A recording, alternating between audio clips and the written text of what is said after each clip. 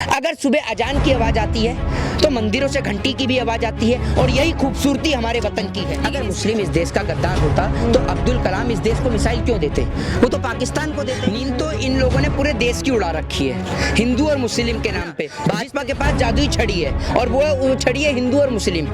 हिंदू मुस्लिम right करा दो तो पूरे देश की नींद अपने आप उड़ जाती है। कभी आप इस देश के अंदर हिंदू मुस्लिम करा के देश की जनता को आपस में लड़वाते हैं। आपकी औकात नहीं है विदेश के अंदर चाइना पे आक्रमण करने की। ये हमारे प्रधानमंत्री ऐसे हैं कि अपने ही देश के लोगों को मारने में लगे हैं हिंदू मुस्लिम के नाम पे, मंदिर और मस्जिद के नाम पर। और वोट का धमाका ऐसा होगा कि देश के तड़ी पार गृह मंत्री वापस नजर आएंगे, उत्तर प्रदेश का मुख्यमंत्री वापस मठ में नजर आएगा और प्रधानमंत्री वापस गुजरात में चाय बेचते नजर आएंगे। तो 8 साल में पहले अपने उन अनपढ़ जाहिल गवार नेताओं को पढ़ा दो। मैं कहना चाहूंगा कि इन भाजपा के गवारों को स्कूल भेजो सारों।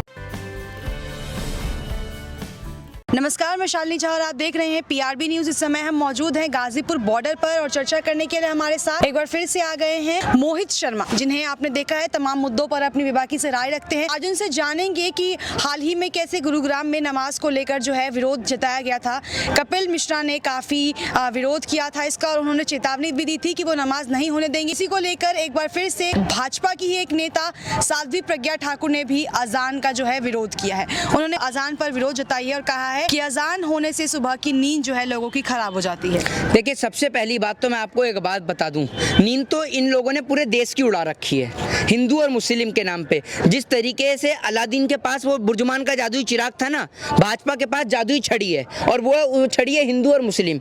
हिंदू मुस्लिम राइट करा दो तो पूरे देश की नींद अपने आप उड़ जाती है। जब आपने दिल्ली में दंगे करवाए, जब आपने गुजरात में दंगे करवाए, आपने जब हिंदू और मुस्लिम के दंगे कराए, तब पूरे देश की आपने नींद उड़ा दी। आप वहाँ देश के किसान को पिटवाते हैं, कभी आप इस देश के अंदर हिंदू मुस्लिम करा के देश की जनता को आपस में लड़वाते हैं। आपकी औकात नहीं है विदेश के अंदर चाइना पे आक्रमण करने की। प्रधानमंत्री झूठ बोलते हैं कि वो सच में बोलते हैं बात को कि वो एक डरपोक कायर प्रधानमंत्री हैं जो अपनी जमीन को चाइना से नहीं छुड़वा सकते। वो अपने ही देश के लोगों को आपस में लड़ाए रखते हैं ताकि अपने देश के लोग दूसरी और चीज पे चर्चा ही ना कर सकें। ये पहला प्रधानमंत्री है जो अपने मुल्क के लोगों को मारने में लगा है। दूसरे देश लड़ाई करते हैं अपने देश के लोगों के खातिर। ये हमारे प्रधानमंत्री ऐसे हैं कि अपने ही देश के लोगों को मारने में लगे हैं हिंदू मुस्लिम के नाम पे, मंदिर और मस्जिद के नाम पर। और हमारे देश में आए दिन दंगे होते हैं मंदिर मस्जिद दरगाह चर्च इनके नाम पर। आखिर कब तक हम आपस में इन चीजों को लेकर लड़ते रहेंगे? क्या हम लोगों के आपस में लड़ने से हमारा मुल्क तरक्की करेगा? अगर हमारे आपस में लड़ने से हमारा मुल्क तरक्की करता है तो ये जो रक्त बहाया जा रहा है, जो खून बहाया जा रहा है, मैं मानता हूँ ये जायज़ है।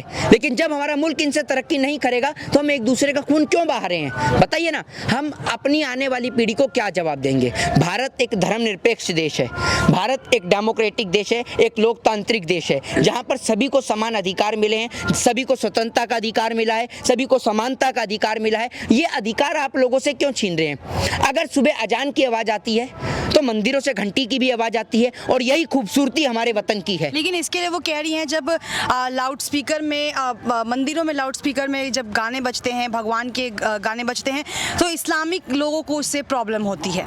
अगर इस्लामिक लोगों को इससे कोई प्रॉब्लम होती है तो आप उस बात को लेकर कहिए ना, वहाँ के पुलिस स्टेशन में दर्ज कराइए आप एफआईआर। मेरे ख्याल से हमारे आसपास भी मस्जिद से भी दरगाह आवाज सुनाई देती है अजान की और मंदिर से भी घंटी की आवाज सुनाई देती है। हमारे मोहल्ले में तो आज तक किसी ने नहीं इस बात को लेकर कहा। ये विदेश में रहती हैं क्या जाके जो इनके यहाँ पर कह रहा है? जगह का नाम बताएं, एक कौन सी जगह पे कौन मुसलमान मना कर रहा है या कौन हिंदू मना कर रहा है? असल में दिक्कत सिर्फ भारतीय जनता पार्टी के लोगों को है और वो दिक्कत इस बात से नहीं है, वो दिक्कत मस्जिद की अजान से नहीं है, वो दिक्कत इस बात से है कि हमने शिक्षा पे काम किया नहीं है, हमने रोजगार पे काम किया नहीं है। तो हम कैसे वोट मांगे और किस मुंह से वोट मांगे? हम वोट मांगने जाएंगे तो पब्लिक तो जूता तैयार करके तैयार है कि वोट बाद में मिलेगा, पहले गाल के नीचे सटीक जूता मिल जाएगा और जो चेहरे को ऐसा लाल कर देगा ना कि वो लाल चेहरा लेकर ये 2024 तक निशान रहेगा जूते का। साध्वी प्रज्ञा ये भी कह रही थी कि जो बीमार लोग होते हैं वो सुबह सो पाते हैं, जिस वजह से उनकी जो नींद है वो खराब हो जाती है अजान की आवाज से। अच्छा, बीमार लोगों को ज्यादा दिक्कत होती है। अरे बीमार लोगों को क्या दिक्कत होती है? आप एक बात मुझे बताइए, आपने तो पूरे देश का माहौल खराब कर दिया था। मालेगांव बम ब्लास्ट की आवाजों की धमाके की आवाज आज भी लोगों के कानों से नहीं निकली। मालेगांव बम ब्लास्ट का आरोप लगा हुआ था साध्वी प्रज्ञा ठाकुर के ऊपर। आप सत्ता में आ गई, आप सांसद सांसद बन गई तो आप क्या समझते हैं देश के लोग भूल जाएंगे? आप मालेगांव बम ब्लास्ट का आपके ऊपर आरोप था, आप भूल नहीं सकती। देश के गृह मंत्री तड़ीपार थे, आप लोगों के मन से निकाल नहीं सकते हैं। उत्तर प्रदेश का मुख्यमंत्री अपराधी था, आप लोगों के जहन से निकाल नहीं सकते हैं बात। आप कितना भी कोशिश कर लीजिए, लोग थोड़ी भूलेंगे, लोगों को अच्छी तरीके से याद है। और मंदिर और मस्जिद से लोगों को क्या तकलीफ, ये बताइए ना आप मुझे। अरे तकलीफ तो लोगों को मल्टीनेशनल कंपनी में जो मशीनें चलती हैं धड़ाधड़, उससे भी है, लेकिन उससे कोई प्रॉब्लम इसलिए नहीं है क्योंकि उससे पीएम केयर फंड में चंदा आता है, इसलिए कोई चिंता, उससे कोई दिक्कत नहीं है। जब आप एक बात मुझे बताइए, जब प्रधानमंत्री नरेंद्र मोदी जी मन की बात करते हैं, जब प्रधानमंत्री की रैलियां होती हैं, तब भी तो लाउड स्पीकर लगते हैं, तब बीमारों को दिक्कत नहीं है, तब जो लोग परेशान हैं उनको दिक्कत नहीं है। अभी बंगाल में रैली करके आए, बिहार में रैली करके आए, पूरा लाउड स्पीकर लगाते हैं। ये जो गली में भौंपू निकालते हैं, अब की बार मोदी सरकार बंद कर दीजिए, बीमार लोगों को दिक्कत है तो। मतलब आप करें तो डांस और दूसरा करे तो मुजरा, ये कहना चाह रहे हैं आप। लेकिन अब चुनाव आने वाले हैं, चुनाव के वक्त पे ही भाजपा हिंदू मुसलमान क्यों करती है? आपको समझ नहीं अपनी, आप में अपना खुद का दिमाग नहीं है। वोट काहे नाम पे मिलेगा है? वोट किस नाम पे मिलेगा? लेकिन चुनाव आते ही हिंदू मुस्लिम हो जाता है ना, उससे पहले हिंदू खतरे में नहीं होता है, चुनाव आने के बाद हिंदू मुस्लिम को टारगेट किया जाता है, हिंदू खतरे में आ जाता समझदार नहीं है, आपको पता नहीं है क्यों होता है। ये इसीलिए होता है कि भाजपा अगर कोई काम करती तो उसके नाम पे वोट मांगती, कि विकास के नाम पे वोट मांगती, डेवलपमेंट के नाम पे वोट मांगती, एजुकेशन के नाम पे मांगती, हेल्थ के नाम पे मांगती। अब तो किसान के नाम पर भी नहीं मांग सकती, क्योंकि किसान तो पूरा लाठी में तेल लगाए खड़ा हुआ है। हाँ, और वो किसान कोई प्रयोग नहीं करेगा, बल का प्रयोग नहीं करेगा, वो ऐसा बम का धमाका करेगा, और वो बम का धमाका होगा वोट का धमाका।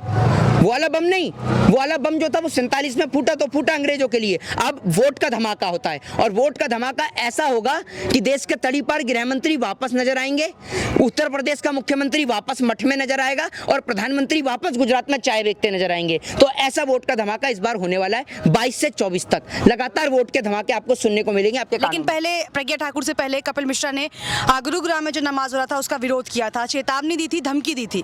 उसके बाद प्रज्ञा ठाकुर, ऐसे नेताओं पर बीजेपी आखिर कार्यवाही क्यों नहीं कर? ये कपिल मिश्रा कौन है? ये गवर्नर जनरल हैं? कपिल मिश्रा क्या है? क्या है Kapil Mishra? Member of parliament है, कहीं से राज्यसभा सांसद हैं, क्या है कपिल मिश्रा? जिस आदमी को उसके क्षेत्र की जनता ने वोट नहीं दिया, वो दूसरे क्षेत्र में जाकर दिखा रहा है अपना वर्चस्व है, जाकर उसको वोट भी नहीं मिले, जीता भी नहीं। दल बदलू नेता है, आम आदमी पार्टी में जगह नहीं मिली तो भाजपा का दामन पकड़ लिया, वरना तो रोज डेली कभी मोदी जी की ये सीडी दिखा रहे थे, कभी वो सीडी दिखा रहे थे, भ्रष्टाचार के वो कायदे खोल लेते, वो खोल लेते। अब सब बंद हो गई आपकी फाइलें हैं। जब भाजपा ज्वाइन कर ली, कितने पैसे में अपने ईमान का सौदा कराया आपने, बताइए? कितने पैसे में जनता से आपने गद्दारी करी है? तभी तो जनता ने आपको एक वोट भी नहीं दिया, तभी तो जनता ने भी आपको नकारा। जनता ऐसे लोगों को कभी नहीं चुनती जो दल बदलने का काम करते हैं। लेकिन हिंदू संगठन ने जो है वो जो नमाज वहां पढ़ रहे थे, उन्हें कहा था कि बांग्लादेशी वापस जाओ, पाकिस्तान वापस जाओ, ऐसे नारे देश के लोगों। कौन मना कर रहा है? कौन मना कर रहा है? बांग्लादेशी भगाओ वापस। भारतीय जनता पार्टी, मुसलमानों को बांग्लादेशी कहना गलत नहीं। अरे भारतीय जनता पार्टी की पार्टी में भरे हुए भतेरे मुसलमान और बांग्लादेशी भी भरे हुए हैं, उनको वापस भेजो ना। अभी बंगाल में इनकी पार्टी के अंदर है बांग्लादेशी, रोहिंग्या हैं, उनको पार्टी से बाहर निकालो। क्यों नहीं निकालते आप? निकालिए बाहर, अगर दम है तो निकालिए। शाहनवाज हुसैन, वो क्या कहते हैं, मुख्तार अब्बास नकवी, ठीक है, पूजा नकवी, ठीक है, इनको निकालिए। और इनके तमाम लोग, इनको अल्लाह अकबर से दिक्कत है, दमाद मुस्लिम पकड़ के लेके आएंगे। आप देख लीजिए उसको, लाल कृष्ण आडवाणी, मुरली मनोहर जोशी, ठीक है ना, अशोक सिंघल, मुख्तार अब्बास नकवी, पूजा नकवी, देख लीजिए दमाद मुस्लिम पकड़ पकड़ के ला रहे हैं, और लोगों को दिखा रहे हैं हमें अल्लाह अकबर से दिक्कत है। तो भैया दमाद काहे पकड़ के ला रहे हो मुस्लिम? तो पहले कपिल मिश्रा जो है वो अपनी पार्टी के नेताओं के दामन में झांक के देखे, अपनी पार्टी के गलेबान में झांक के देखे कि आपकी पार्टी के नेता जो मुस्लिम नेताओं को पकड़ के लाए हैं। एक और तो आप मुस्लिमों को गद्दार बताते हैं, ठीक है। अगर मुस्लिम इस देश का गद्दार होता तो अब्दुल कलाम इस देश को मिसाइल क्यों देते? वो तो पाकिस्तान को देते। तो लोगों के मन में इस तरीके से आपसी रंजिश को भरना बिल्कुल गलत है। जब तक हम लोगों के मन से इसको नहीं निकालेंगे तब तक हमारा देश तरक्की नहीं करेगा, और देश की तरक्की के लिए हिंदू मुस्लिम सिख ईसाई का एक होना जरूरी है। आखिरी सवाल यह है कि अभी उत्तर प्रदेश में चुनाव होने वाले हैं, गृह मंत्री अमित शाह कल पहुंचे थे और पाठशाला तैयार की गई है चुनाव की जीत के लिए, एक मंत्र दिया गया है, क्या लग रहा है? अरे भैया, आप अगर पाठशाला में खुद पढ़ लिए होते ना तो आज आप तड़ीपार नहीं कहला रहे होते। उसी पाठशाला में अगर उत्तर प्रदेश के मुख्यमंत्री का भी दाखिला करा दिया होता तो वो भी अपराधी नहीं कहला रहा होता। और उसी पाठशाला में अगर मोदी जी पढ़ लिए होते तो चाय नहीं बेचनी पड़ती उन्हें, समझ रहे हैं? तो पाठशाला में पहले अपने उन अनपढ़ जाहिल गवार नेताओं को पढ़ा दो। हाँ, जैसे कहते हैं ना भाजपा के गवारों को, मैं कहना चाहूंगा कि इन भाजपा के गवारों को स्कूल भेजो सारों को। लेकिन पीएम मोदी कह रहे हैं बड़ा चेहरा है, इस बार योगी को हरा नहीं पाएंगे कोई। किन्हें? योगी को कह रहे हैं बहुत बड़ा चेहरा बता रहे हैं पीएम मोदी। कितना बड़ा चेहरा है? क्या यहाँ सर से पांव तक का चेहरा ही चेहरा है इनका? है, हरा नहीं पाएंगे इन्हें? बताइए ना आप मुझे, क्या है ये जो इन्हें हरा नहीं पाएंगे? बताइए आप। इसका मतलब क्या प्रधानमंत्री मोदी जी ने को पहले से पता है मशीन फिक्स कर रखी है जो उन्हें हरा नहीं पाएंगे? दावे से कह रहे हैं उन्हें हरा नहीं पाएंगे। या तो आपने गड़बड़ करी है ईवीएम में, अगर गड़बड़ करी है तो आपको भैया माफी मांगनी पड़ेगी और ईवीएम बदलना पड़ेगा, ठीक है ना? क्योंकि आप इतने विश्वास के साथ कैसे कह सकते हैं, कॉन्फिडेंस के साथ आप कैसे कह सकते हैं कि आप हरा नहीं पाएंगे? आप बेईमानी कर रहे हैं, आप बेईमानी कर रहे हैं। इसका मतलब तो यही है कि मशीन में गड़बड़ है, और मशीन में तो गड़बड़ देखिए है ही है। जय हिंद, जय भारत, वंदे मातरम। तो ये थे हमारे साथ मोहित शर्मा, जिन्होंने सरकार पर जो है वो काफी गंभीर आरोप लगाए हैं और काफी सवाल भी उठाए हैं और कहा है कि इस बार भारतीय जनता पार्टी किसी भी कीमत पर उत्तर प्रदेश में अपनी सरकार नहीं बना पाएगी। आने वाले वक्त में क्या होगा ये हम सबके सामने होगा। आप देखते रहे PRB न्यूज़। धन्यवाद।